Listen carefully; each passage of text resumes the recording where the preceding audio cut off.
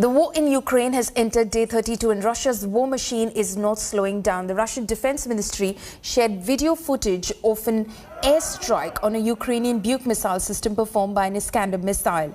In Mariupol, residents are hunkering in basements as they try to stay alive amid the destruction around them. Fresh explosions were reported near Ukraine's western city of Lviv as President Joe Biden wrapped up his visit to neighboring Poland. Meanwhile, Ukraine's capital has announced a new 35-hour-long curfew. Kyiv mayor said that the curfew will run from 8 p.m. local time on Saturday to 7 a.m. on Monday, with local residents allowed to leave their homes only to get to a bomb shelter. Meanwhile, the southern port city of Mariupol has suffered relentless shelling since Russia began its operation in Ukraine. Ukrainian President Volodymyr Zelensky expressed gratitude towards his soldiers on National Guard Day. Zelensky awarded troops and had photos taken with them. This is the name of the cycle factory. It was a bicycle factory. Ardes, a big cycle factory here, which was destroyed by this missile strike. Look, the smoke in the air everywhere, and the whole factory was destroyed. This is the name, Ardes. Look here, from this end to the that end, which is about 200 meters away, everything destroyed. This factory was hit in the morning by a missile, a Russian missile, and still the fire is burning.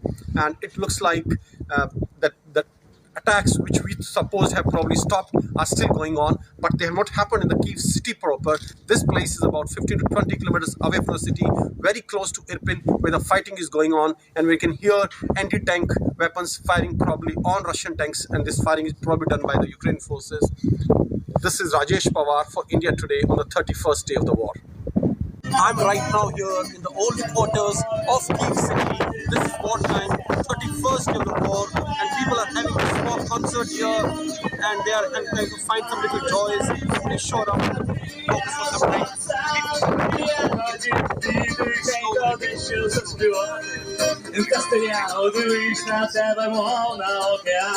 It's okay.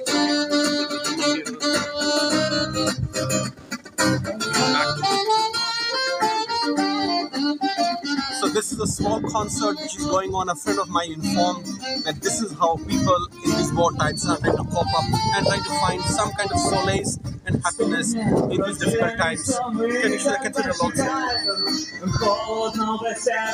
So, keep it there for a time. This is a very ancient cathedral, one of the landmarks of Kyiv city. And this is the old quarter of the city. You can see this.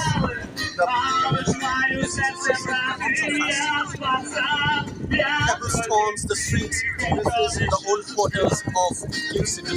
This is Rajesh Pawar for India Today on the 31st day of the war from Kyiv city. India Today's Gaurav Sawant brings you the latest updates on Joe Biden's Poland visit. US President Joe Biden's speech here in Poland, in Warsaw, was well received by a large number of people who said it gives them hope that the US stands with Warsaw, with Poland, with NATO countries. But there is a fear. The fear is, what about Ukraine? The fear is that what about the military hardware? Humanitarian assistance worth $1 billion for Ukraine is very good. But what about the military hardware that Ukraine requires very desperately to continue fighting with the Russians? Ukraine has demanded additional fighter jets. It's demanded the S-300 missile defense system. It's also demanded additional tanks. Will Ukraine get it, or will the fight remain restricted to small arms or the Javelin anti-tank guided missiles? That question remains. Gaurav Sawant in Warsaw, Poland for India Today. The western Ukrainian city of Lviv, which has acted as a safe space for Ukrainians fleeing the war, has become the latest target of Russian airstrikes. According to reports, 3 loud explosions were heard near Lviv on Saturday, triggering air raid sirens in the city. 5 people were injured in the blast in the outskirts of Lviv. Heavy black smoke was seen rising from the northeast side of the city. The attack on the western city came at a time US President Joe Biden was in Poland, leaving a distance of only 400 kilometers between Biden and the missile strikes.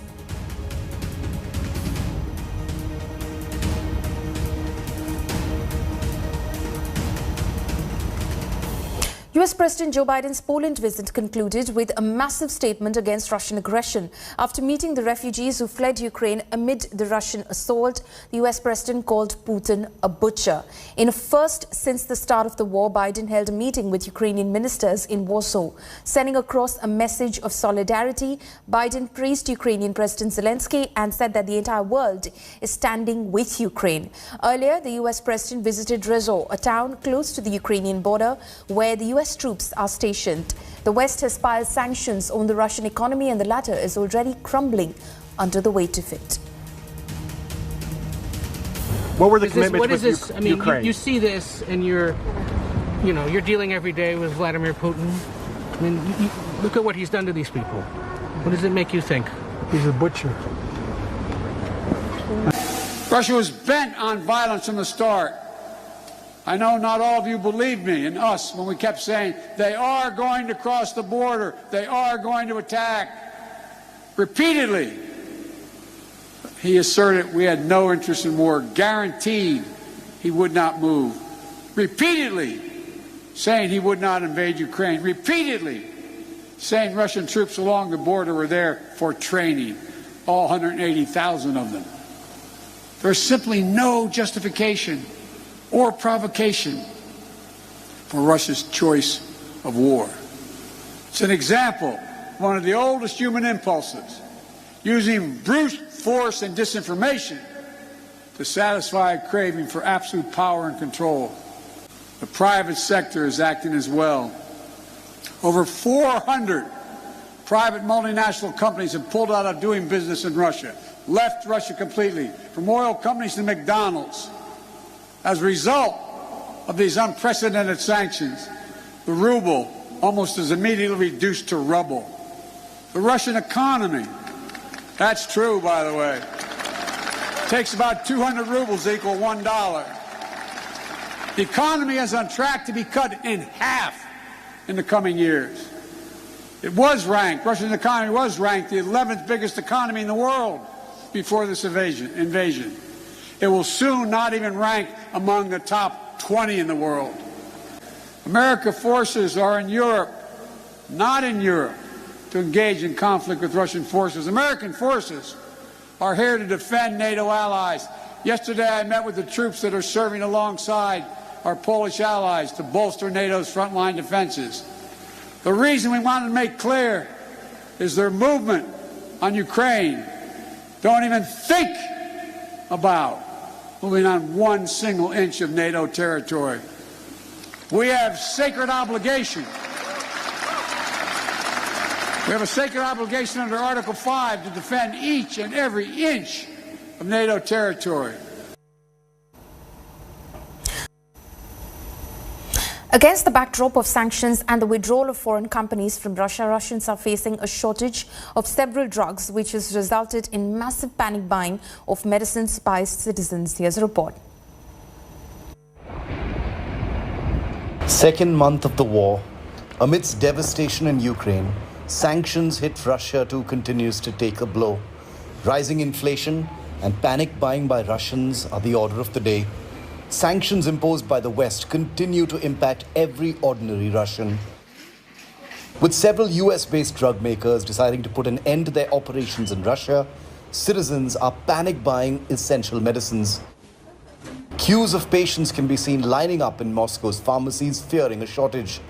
India Today visited pharmacies in Moscow's center only to find that some essential medications mentioned in Russia's Vendomosti publication remain out of stock.